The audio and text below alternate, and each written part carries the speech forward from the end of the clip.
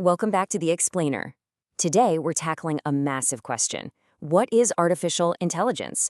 I mean, we literally hear the term AI everywhere right now, right? But what actually is it under the hood? To really wrap our heads around this, we're going to use a pretty classic mental model, the Russian nesting doll. We'll start with the biggest, outermost doll and just pop it open, layer by layer, to see how all these complex concepts fit right inside one another. So, let's jump right in. Here's our roadmap for today's explainer. 1. What is artificial intelligence? 2. How machine learning works. 3. Deep learning and neural nets. 4. The generative AI boom. And 5. AI in everyday life. Section 1. What is artificial intelligence? The broadest circle. Okay, so let's ground ourselves here. At its highest level, AI isn't just one specific app or piece of software. It's actually a really broad umbrella. It basically covers a whole set of practices, all aiming for the exact same goal: designing systems that can autonomously do things that usually require a human brain. We're talking about everything from those hard-coded non-player characters in your favorite video games, all the way up to crazy advanced content generation. Basically, if it's automating human-like reasoning or problem-solving, it fits right here in this big outer doll.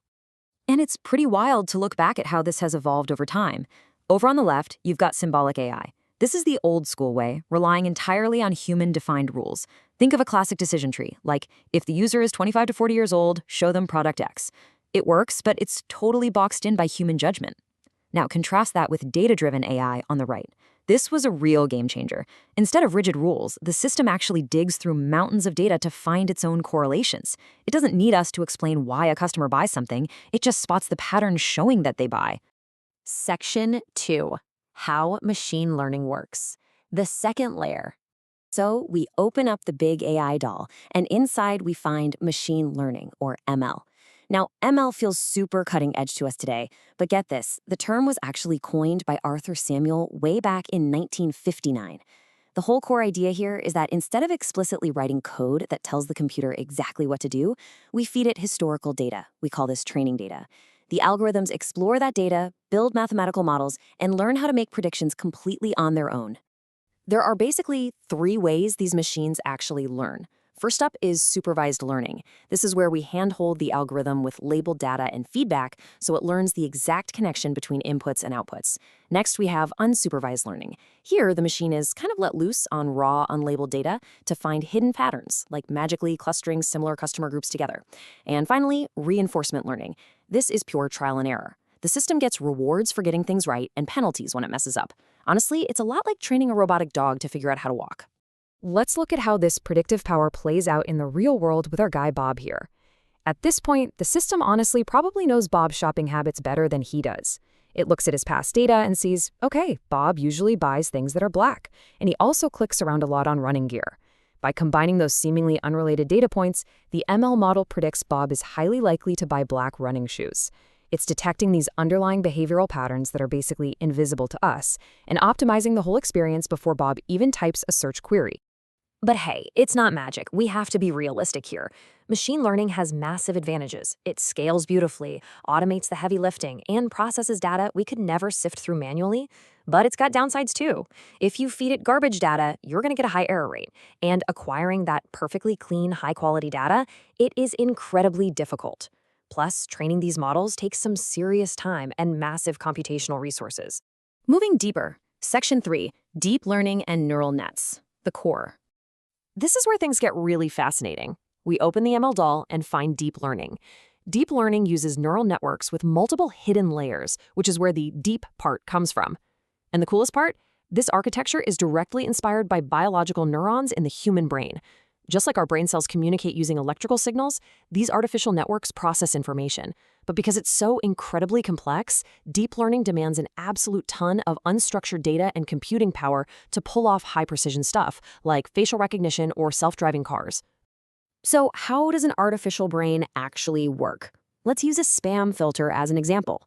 An email drops in, and the raw input features, maybe words like prize or money, enter the input layer. Those signals then travel through the hidden layers. Inside these layers, the artificial neurons act sort of like volume dials, using 2 things, weights and biases. A weight controls how strongly a certain word influences the final guess, while a bias tweaks the neuron's trigger point. These layers crunch the context and tone, and finally push it all to the output layer, which spits out the probability that you're looking at spam. But how does it actually learn to tune those dials correctly? It happens in 4 main steps. First is the forward pass. Inputs flow through the network to make a guess. Second, we calculate the error, basically measuring how horribly wrong that guess was compared to the truth. Step 3 is the secret sauce, backpropagation. The error signal gets sent backward through the network to figure out exactly which weights and biases caused the mistake. And fourth, the network updates those weights using math, usually something called gradient descent. It repeats this cycle millions of times, literally correcting its own mistakes until it gets really, really accurate. All right, let's look at what's happening right now. Section 4, the generative AI boom, the new frontier. Generative AI, or Gen AI, is this incredibly sophisticated application of those deep learning models we just talked about. But here's the twist. Instead of just categorizing things like saying, this is spam or this isn't, these systems generate entirely new stuff. Text, images, video, all generated from simple natural language prompts. The real paradigm shift? Tools like large language models are pre-trained. They work out of the box. You don't need a computer science degree or complex code to use them. You literally just talk to the machine. And this whole boom didn't just happen out of nowhere. It was triggered by a massive breakthrough in 2017 called the transformer architecture. Yep, that is the T in GPT. Like the folks at Zapier pointed out, the transformer fundamentally simplified how we design these algorithms. It allowed computations to be parallelized, meaning the math could be done all at once instead of one step at a time. That was huge. It drastically cut down training time and made these models exponentially better, quicker, and a whole lot cheaper to build. But as we all know, large language models definitely have their flaws. Sometimes they just confidently make things up out of thin air. We call those hallucinations. To fix that, engineers are using techniques like RAG, which stands for Retrieval Augmented Generation. RAG basically pairs the generator with an encoder retriever. So before the AI answers your prompt, it actively searches through a database of actual factual documents, grabs the relevant info, and uses that to build its response. By anchoring the output to real data, RAG is solving one of Gen AI's biggest reliability headaches. Let's zoom back out. Section 5, AI in everyday life, the big picture. Even though the math is crazy complicated, the reality is AI is already deeply woven into our daily lives. In healthcare, doctors are using diagnostic machine vision to spot medical anomalies with just unbelievable precision. In education, intelligent tutoring systems are adapting on the fly to fit how individual students learn best. The finance world is relying heavily on it for massive-scale algorithmic trading and fraud detection. And, right in our own smart homes, voice assistants are using natural language processing to just make our day-to-day routines a little bit easier. Which brings us to our final thought for this explainer.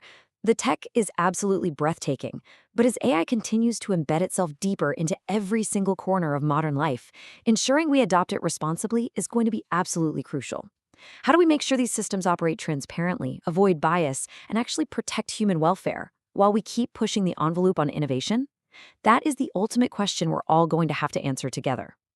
Thanks for joining me on this explainer today. I hope you're walking away with a much clearer picture of the intelligence shaping our world. Keep exploring, and I'll see you next time.